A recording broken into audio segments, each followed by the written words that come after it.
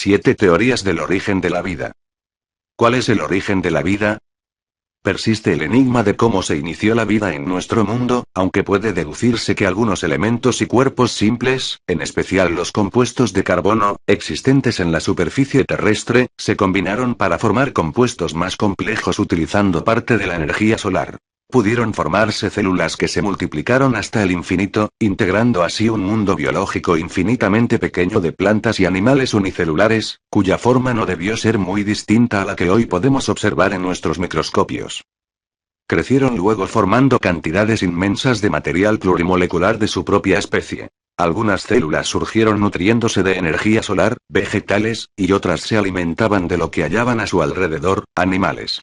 Se integraron luego colonias y ellas partieron evolucionando sucesivamente todas las formas de vida superior. Los restos de algunos seres, las partes minerales, fosilizadas de sus cuerpos, se han conservado a través de millones de años y nos han legado testimonios de la antigua vida en la superficie terrestre. Puesto que muchos de los animales más sencillos e inferiores son acuáticos o marinos, y puesto que las células y los líquidos del cuerpo de todos los animales contienen sales, cina y otras, cabe inferir que la vida empezó en los océanos. Los primeros restos de animales se hallan en rocas de origen marino. Luego, algunos organismos marinos invadieron las aguas dulces y las tierra firme. Algunos grupos de estos últimos hábitats se han convertido en marinos secundariamente, como los tiburones o peces óseos primitivos, los plesiosaurios y otros reptiles extinguidos y las ballenas, focas, sirénidos, entre los otros mamíferos vivientes. 1. Teoría de la evolución. Las evidencias del proceso evolutivo son el conjunto de pruebas que los científicos han reunido para demostrar que la evolución es un proceso característico de la materia viva y que todos los organismos que viven en la Tierra descienden de un ancestro común. Las especies actuales son un estado en el proceso evolutivo, y su riqueza relativa es el producto de una larga serie de eventos de especiación y de extinción. La existencia de un ancestro común puede deducirse a partir de características simples de los organismos. Primero, existe evidencia proveniente de la biogeografía. El estudio de las áreas de distribución de las especies muestra que cuanto más alejadas o aisladas están dos áreas geográficas, más diferentes son las especies que las ocupan, aunque ambas áreas tengan condiciones ecológicas similares, como el Ártico y la Antártida, o la región mediterránea y California. Segundo, la diversidad de la vida sobre la Tierra no se resuelve en un conjunto de organismos completamente únicos, sino que los mismos comparten una gran cantidad de similitudes morfológicas. 2. Teoría de selección natural.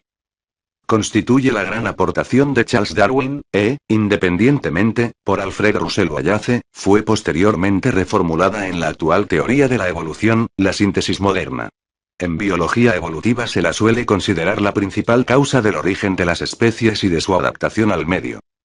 La selección natural es un fenómeno esencial de la evolución con carácter de ley general y que se define como la reproducción diferencial de los genotipos en el seno de una población biológica.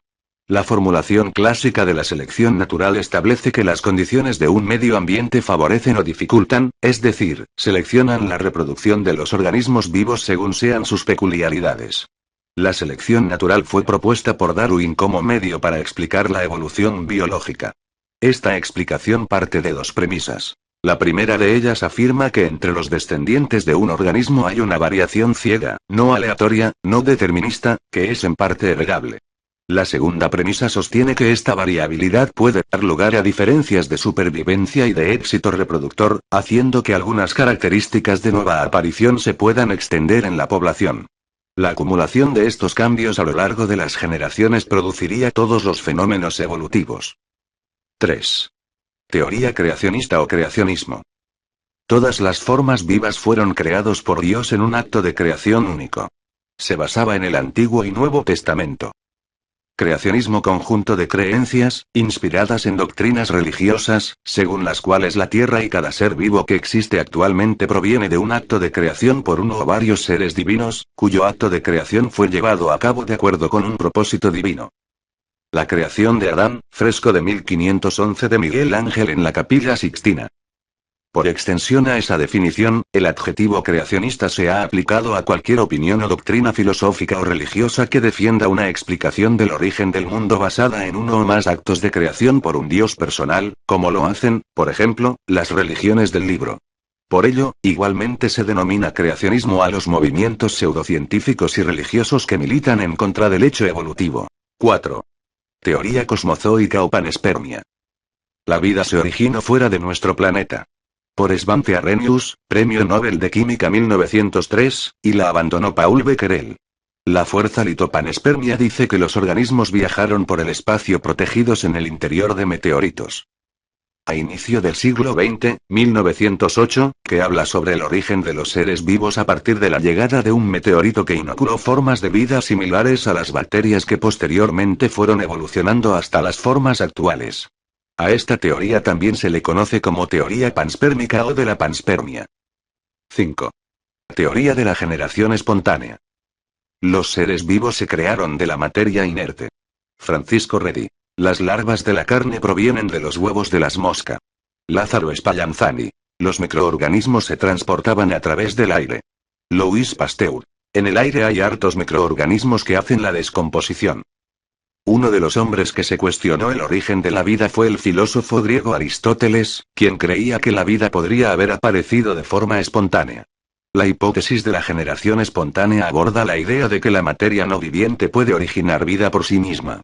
Aristóteles pensaba que algunas porciones de materia contienen un principio activo y que gracias a él y a ciertas condiciones adecuadas podían producir un ser vivo. Este principio activo se compara con el concepto de energía, la cual se considera como una capacidad para la acción. Según Aristóteles, el huevo poseía ese principio activo, el cual dirigir una serie de eventos que podía originar la vida, por lo que el huevo de la gallina tenía un principio activo que lo convertía en pollo, el huevo de pez lo convertía en pez, y así sucesivamente. 6. Teoría coacervados. Los coacervados pueden también definirse como un conjunto de moléculas coloidales en las que las moléculas de agua están rígidamente orientadas respecto a ellas y rodeadas por una película de agua, que delimitan nítidamente los coacervados del líquido en el cual flotan. El coacervado es un glóbulo formado de una membrana que tiene en su interior sustancias químicas. A medida que aumenta su complejidad, el coacervado se separa del agua formando una unidad independiente, que sin embargo interactúa con su entorno. Oparin fue el propulsor de esta teoría. En un principio las sustancias proteicas se hallaban disueltas en una solución, más tarde comenzaron a agruparse entre sí formando moléculas, que se separaron de la solución a manera de pequeñas gotas que flotaban en el agua, los coacervados. Los coacervados absorbían de la solución acuosa circundante diferentes sustancias orgánicas, aumentando su tamaño y peso, su estructura interna se desarrolló más rápido en unas, se fue modificando y perfeccionando en el transcurso de los años, las de estructura más sencilla morían, organizándose así los seres vivos más sencillos. Se supone que tuvo que haber intervenido un proceso de selección natural en donde uno de ellos debió poseer. 7. Teoría del Big Bang. Muchas fueron las suposiciones, y muchas las equivocaciones. Desde la antigüedad se han formulado diversas teorías sobre el origen del universo y el de nuestro planeta, teorías que tenían que ver con un origen sobrenatural, que los seres humanos somos el centro de la creación y del universo, aseveraciones en su mayoría rechazadas con los hallazgos y conocimientos actuales. La teoría de mayor aceptación en nuestro tiempo y con mayores evidencias, es aquella desarrollada por George Gamow con base en el descubrimiento, hecho por Edwin Hubble, de que el universo está en expansión, la llamada teoría del Big Bang, la gran explosión, en el que hace 15.000 millones de años, de la nada absoluta y por mera casualidad, una gran cantidad de energía hizo explosión, originando el tiempo y el espacio. Dicha energía poco a poco se fue condensando en materia, formando las partículas subatómicas y los átomos. La materia así formada constituyó las primeras estrellas, las galaxias, los sistemas solares y los planetas. Nuestra galaxia, la Vía Láctea, y el sistema solar del que formamos parte se conformó hace 12.000 y 4.600 millones de años respectivamente. Nuestro planeta, la Tierra, el tercer planeta de nuestro sistema solar, tiene una edad aproximada de 4.500 millones de años.